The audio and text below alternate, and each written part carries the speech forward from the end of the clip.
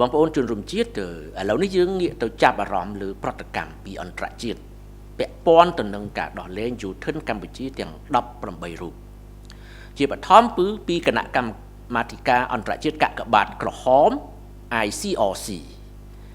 ក្នុងនាមជាអ្នកសង្កេតការណ៍មនុស្សធម៌អព្យាក្រឹត ICRC បានសម្ដែងការគាំទ្រចំពោះការដោះលែងនិងការធ្វើមាតុភូមិនិវត្តន៍យោធិនកម្ពុជា18នាក់ដោយចាត់ទុកព្រឹត្តិការណ៍នេះថាបានអនុញ្ញាតឲ្យពួកគេជួបជុំក្រុមគ្រួសារឡើងវិញ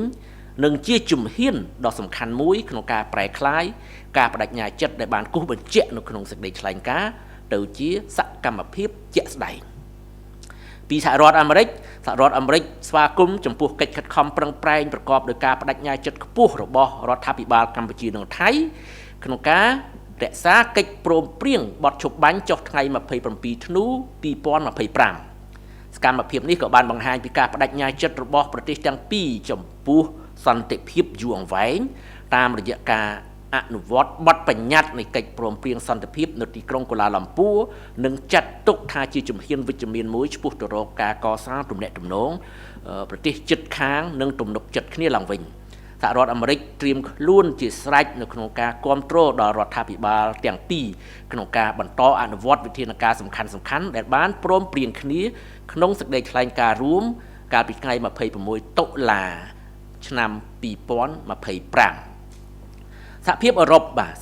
ក៏ចាត់ទុកការដោះលែងយោធិនកម្ពុជា18នាក់ថាជាការវិវត្តដ៏គួរឲ្យ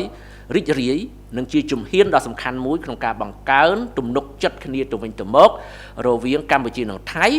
សហភាពអឺរ៉ុបក៏បានអំពាវនាវឲ្យបន្ត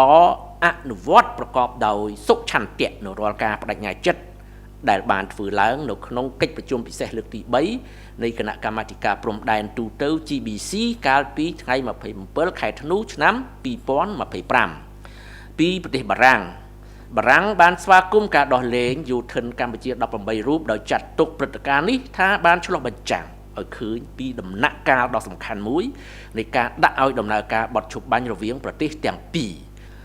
ដើម្បីពង្រឹងបទឈប់បាញ់និងធានាការអនុវត្តពេញលេញនៃសេចក្តីថ្លែងការណ៍រួមទីក្រុងកូឡាឡាំពួរចុះហត្ថលេខាថ្ងៃទី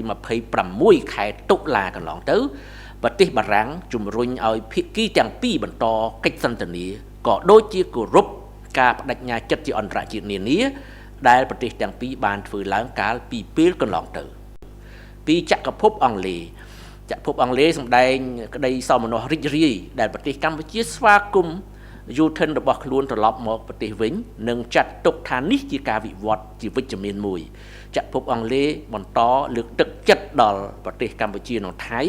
ឲ្យចាត់វិធានការបន្ថែមទៀតដើម្បីកាត់បន្ថយភាពតានតឹងរវាងប្រជាជនទាំងពីរនិងដើម្បីកសាងសន្តិភាពយូរអង្វែង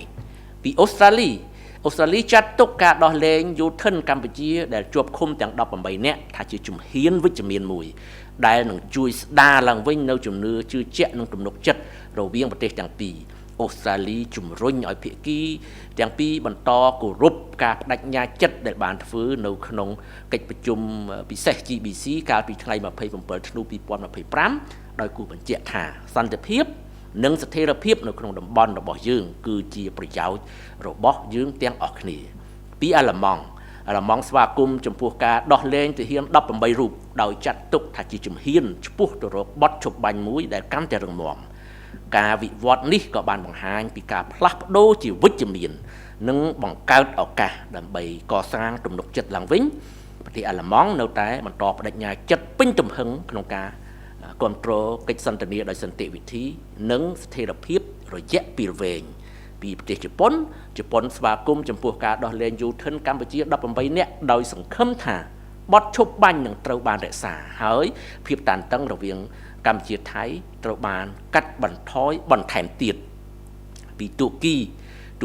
ក៏បានស្វាគមន៍ការដោះលែងយោធិនកម្ពុជា18នាក់នេះដែរហើយចាត់ទុកថានេះគឺជំហានមួយឆ្ពោះទៅរក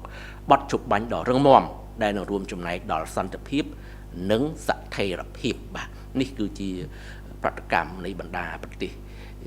មួយចំនួននៅលើឆាកអន្តរជាតិបាទចំពោះការដោះលែងយោធិនកម្ពុជាទាំង18រូបកាលពីថ្ងៃ